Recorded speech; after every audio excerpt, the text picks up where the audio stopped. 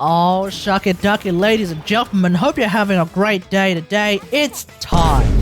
Hoyoverse have announced the banners for the Luna 3 patch, and we're of course getting Durin and Venti in the first half with Yehoda as the 4-star accompanying them. But in the second half, we're getting Xilonen and Varka, and so because we have a Xilonen rerun incoming, naturally the big question is, should you get her? And normally I would be holding off from making this video for a few weeks because obviously Xilonen's rerun is not for a few weeks. But what I've been noticing lately is this weird, almost direct hatred towards Xilonen from the MetaSlaves community for the apparent crime of, whilst being a very good generalist support, she's not as good as the dedicated supports. Naturally.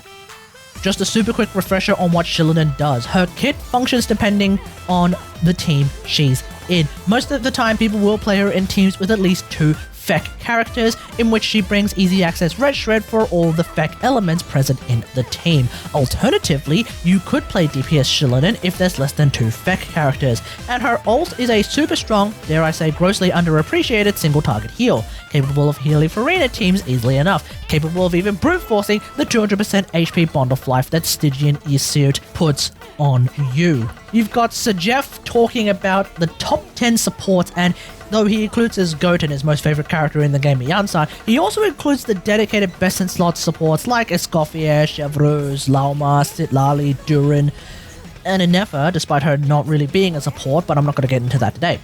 But he also specifically leaves out Xilonen. Now, you'll find that kind of sentiment floating around in the various MetaSlaves subreddits like r/OKZiox. So if you ask the MetaSlaves among us, you would think that Xilonen is one of the most washed characters of all time, a completely and utterly useless person, someone that you should absolutely 100% skip. But here's the thing.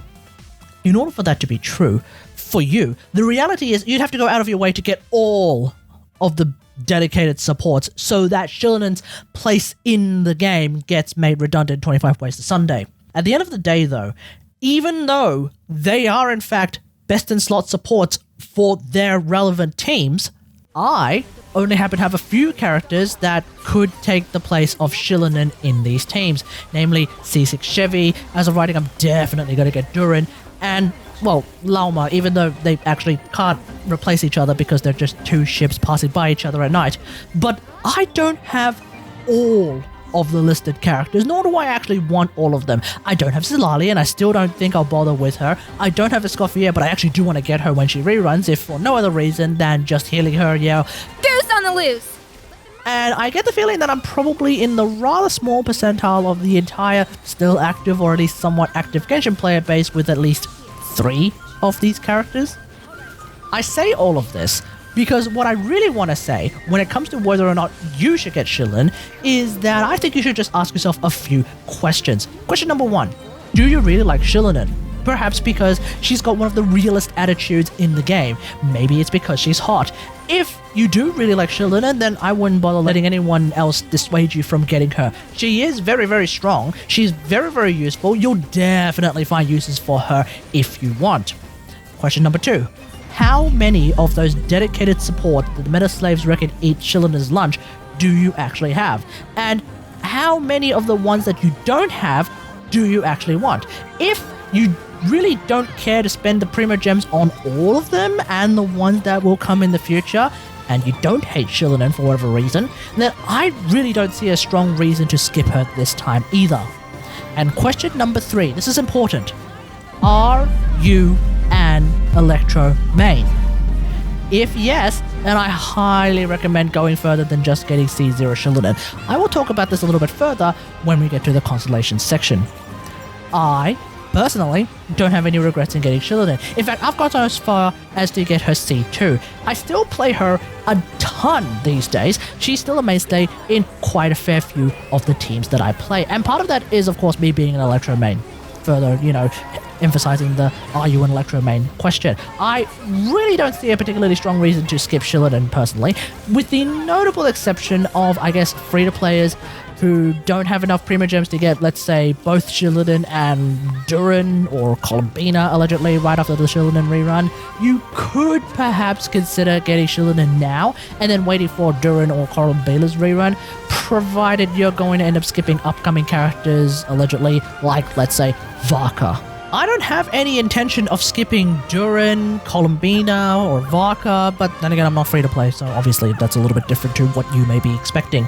So when these characters show up, you can be damn sure that I'm going to do live streams with them, I'm going to be making content with them, so if you're interested in that kind of stuff, don't forget to like this video, don't forget to subscribe to the channel, and if you want to get notified of when those videos come out, or the live streams in fact, don't forget to ring that bell icon. And for the YouTube mobile frogs out there, if you could do me a favor and hype the video if that's an option available, that would help a lot because I think that tends to work really well in favor of the algorithm itself. Look, at the end of the day, there's many great teams that you can still play with Xilonen. She's great in Mavuika teams as her skill can instantly give Mavuika 90 fighting spirit, although to be fair, all Natlan characters, I think, can give Mavuika somewhere between 80 to 90 fighting spirit per rotation. The main strength with Xilonen, though, is that when you're going up against a game mode like Stygian Onslaught, where you start off with nothing at all, there is a bit of a need for speed in getting that first rotation up and running ASAP. She's also great in teams where it can be difficult to otherwise set up reactions necessary for res shred via something like VV. She's also great in Farina teams as she can in fact quickly heal even Farina herself. That being said, Shinobu in the right rotation is also enough.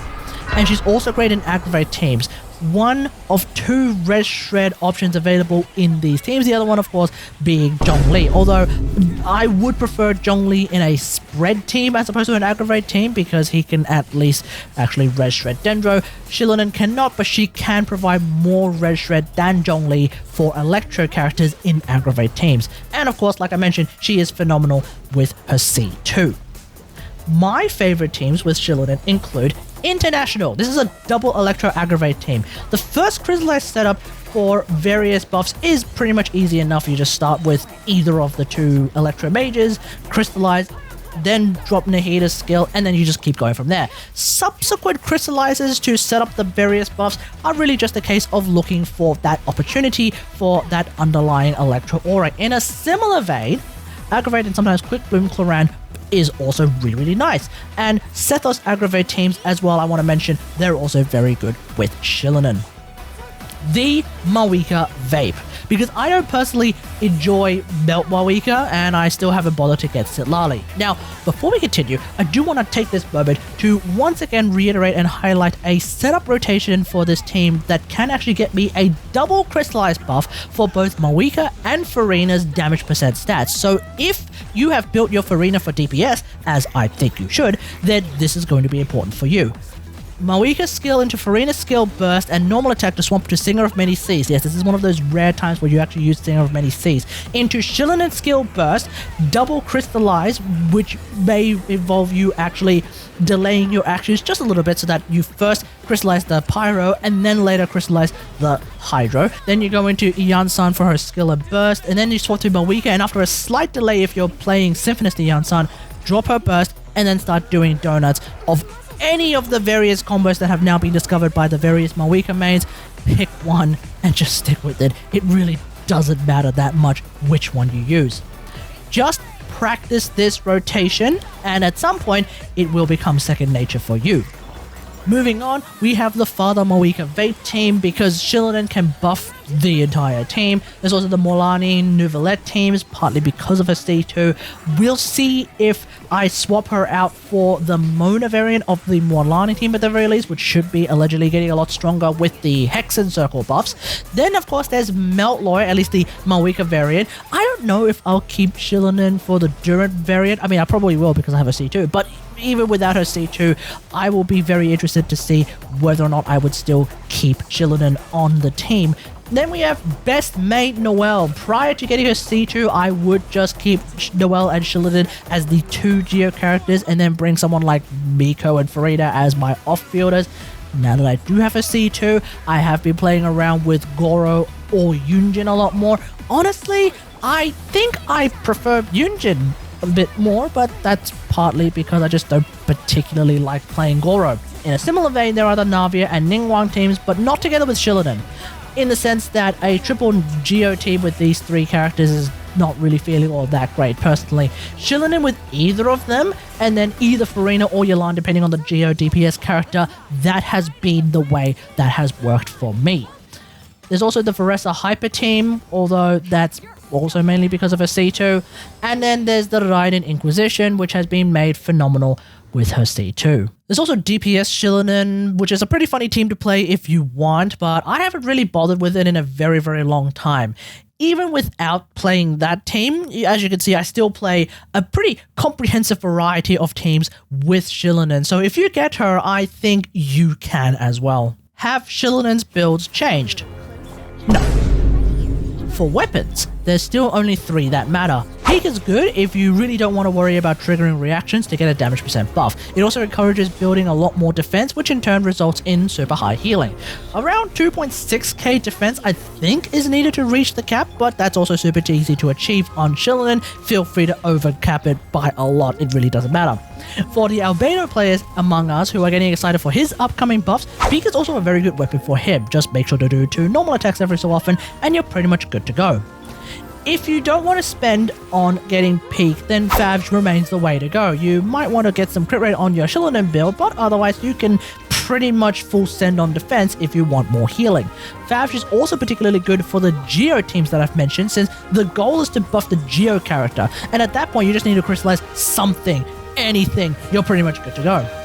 And if your name is the Jeff and you don't have enough Fav swords to go around, then Flute of Ipitzel is her default 4-star weapon. It's craftable, it gives defense, so you're really just using it to have more healing. That's also what makes Xilonen pretty good, is that she's super easy to build at the end of the day. You don't really need any particular stats on her if you're playing her in the regular form as a support. The emphasis on defense that I mentioned earlier is only exclusively for her insane healing unless you're using Peak Patrol Song. So if you're in a team that doesn't even need the healing, yeah, you don't really need to worry about her defense either unless you're using Peak Patrol Song. I do want to briefly mention, if you want to play DPS Xilonen, the 3 swords that I think are worth considering are specifically Peak, Uraku Misugiri, and both of those weapons, by the way, seem to have similar DPS output if you tweak your builds around just a little bit, so I wouldn't worry too much about going out of my way to get Uraku Misugiri if you don't have it. That being said though, I do have Uraku Misugiri because it ran with Peak Patrol Song during the Xilonen Chiori rerun, so yeah, that's why I kinda know that they're pretty much similar in their DPS output, and then otherwise, for DPS Xilonen, there's also Flip Itself, it's the same idea. Although, if you have managed to get an R5 Moonweaver's Dream, somehow, the new Not Cry Gacha 4-star sword, well, Xilonen has a 60 cost burst, so this sword would actually give you plus 72% damage percent on your ult if you want to play like an old nuke-based DPS Xilonen, which could potentially be an idea if you want to play like a C2 triple Geo Noel team with Xilonen. High base attack and attack percent substat on this weapon is obviously completely worthless though.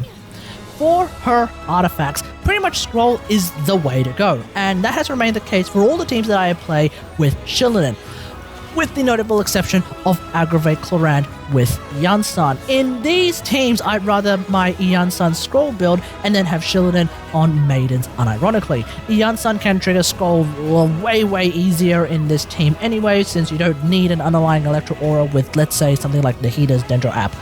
Maidens makes Clorand's self-healing go absolutely bonkers mode. Alternatively, I could make a Noblesse build or even an Instructor's build for Xilonen, but I'm just really lazy. And in a similar vein, if you really need the extra damage, Petra could be the way to go as well, but I personally find it a little bit too much of a meme to work with, and I'm also really lazy to build a proper set for her. One thing to mention is that if you crystallize with just Xilonen's ult, that doesn't actually count as her being in Night Soul, so ideally you trigger the reaction either with her skill activation or with one of the normal attack kicks that she can do during her skill while she's in Night Soul, so that if you're using something like the Scroll set, you actually get even more damage percent, plus 28% damage percent on top of the already existing plus 12%. Like I mentioned, artifact stats aren't terribly important for Xilonen. If you want to use her ult more, then an ER Sand will pretty much do the trick. If you want her already really good healing to reach insane levels, like what I enjoy,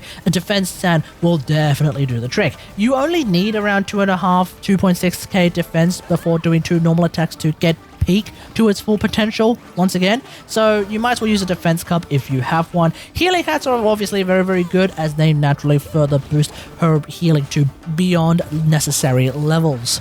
And if you're trying to play DPS Xilonen, stick with Obsidian as the artifact set and use defense, geo, crit. That's basically it. Now, let's talk about Constellations, and this time I will do this a little bit out of order, so bear with me for a second.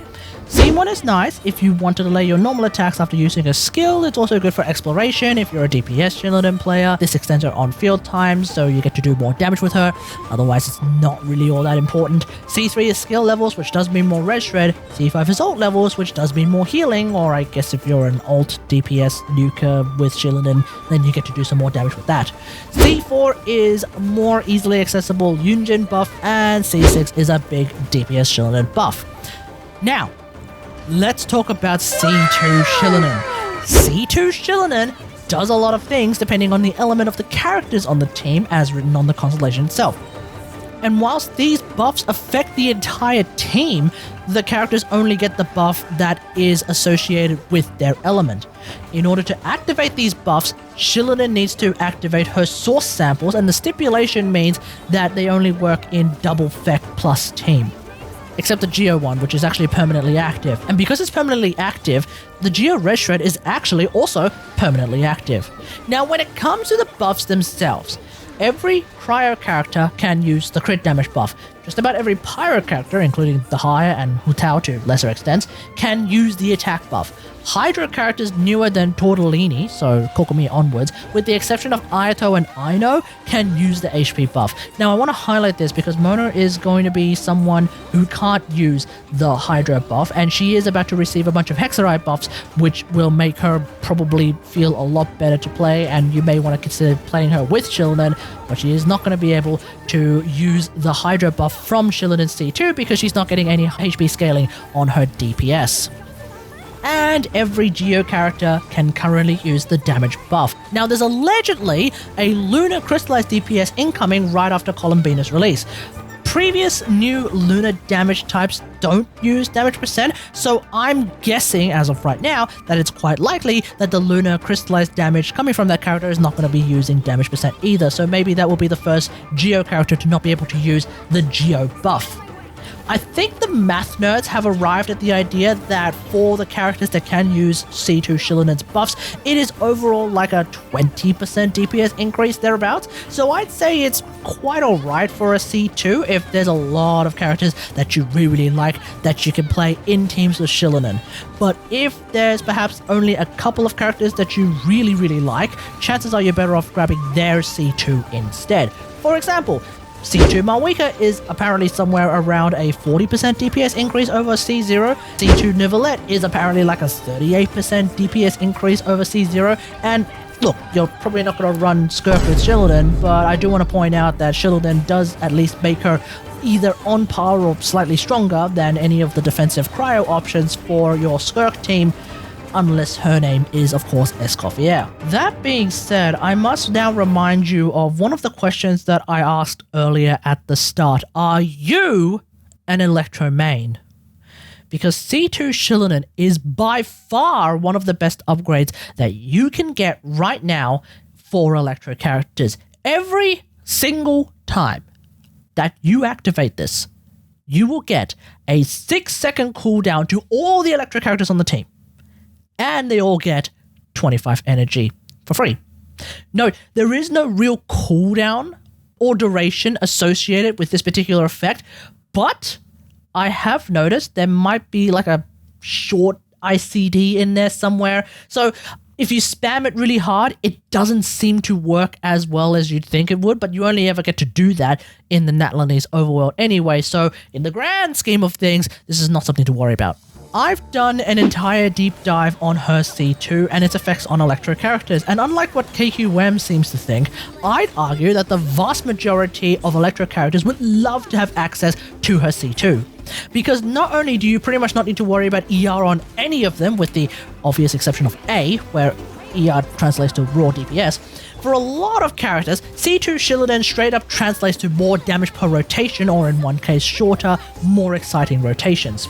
Just to highlight a few examples, Lisa's Lantern has an 80 cost burst, which means she famously is very ER hungry, and if you're relying on the defense shred from her kit, this is going to be quite important. It's also possible in the Natlan overworld to see double lantern uptime for a short period of time.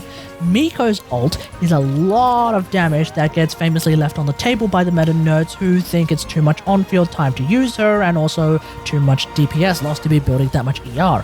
You can fit 2 uses of Xilonen's skill in a rotation, so in a quick swap team with Miko, her cooldown can go down by as much as 12 seconds. Cloran's ult is one way you could fill in some downtime during her on-field duration if you're playing with, let's say, TF in an Aggravate team. And Kating can spam ults. Energy cost of 40 gets reduced down to 15, which is basically nothing. Cooldown of 12 seconds gets reduced down to 6, which is barely enough time to do something else with the rest of the team anyway, so Kating is basically ult spamming like crazy. The perfect example of Xilonen C2 making a huge difference is the aforementioned Raiden Inquisition. Previously, it's a 22-second rotation. That means 1 use of Sara's nuke ult, 4 hits of Miko's ult, and 1 Muso no Hitatachi screenshot every 22 seconds. And A would also have to spend more time on field. Miko's turrets would also expire towards the end. Now the rotation is actually 16 seconds. That means 1 Sara nuke, 4 hits of Miko's ult, and 1 Muso no Hitatachi screenshot every 16 seconds. A only really needs to spend enough on-field time to maybe do about 3 charge attacks. Probably more if you don't have C1 Miko, but I'm not 100% sure about that. And if you do it right, Miko's turrets don't even expire at the end, so you can actually use her ult and still get all 4 hits out, and then you just replace her turrets again. This pretty much fixes one of the big complaints that a lot of people have about Miko, which is the whole EEE and then later QEE thing. With a team like Raiden Inquisition and C2 Xilonen, the rotation is, after dropping 3 turrets and a skill right at the start, Xilonen skill and burst, maybe, into Sara's skill burst with her C2, hopefully, into Miko burst and more turrets again, into Sara charge attack, into a skill burst, and 3 charge attacks or the equivalent amount of time on field, and then you repeat again. With the idea being for someone like Miko that after the first round of 3 turrets, every rotation you're just doing ult and then 3 turrets again. So instead of EEE, QEEE, it's QEEE, that's it. Those are some of the extremely helpful use cases for her C2 in that general combat experience, but you can also leverage Xilonen's energy generation if you're on Electro main with her C2 if you accidentally screw something up and you need to reset your energy ASAP, if you dropped an ult right at the end of an Abyss floor, or if you've just started a Stygian Onslaught encounter, especially this because you start with 0 energy, and that's perhaps one thing that I hate the most about Stygian Onslaught. So whilst players of other elements can do some research and consider whether they want to actually spend the Primo Gems in order to get Xilonen C2, I once again highly recommend this constellation if you are an Electro main. And I think that'll do it for this video. If after all of that you're still on the fence about whether or not you should get Xilonen, then my default answer is yeah, you should probably just go against Xilonen. And get yourself a Fav sword while you're at it, preferably R5, but some refinements is good enough, and you're pretty much good to go with Xilonen. Let me know what you think about all of this in the comments below. How far have you gone with Xilonen? Let me know in the comments. I wonder if we have any C6 Xilonen heads among us.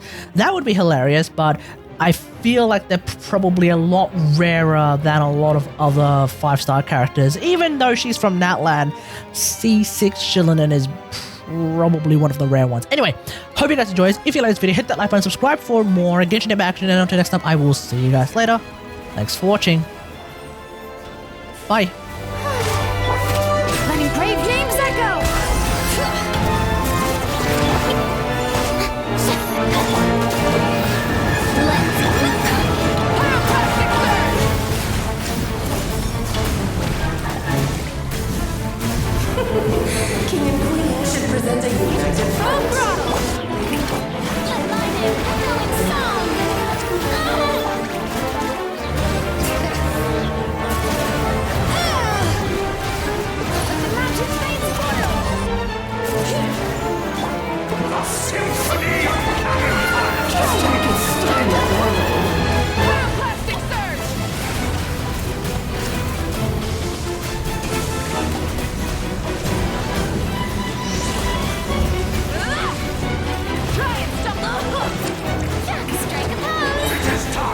to slay our foes with one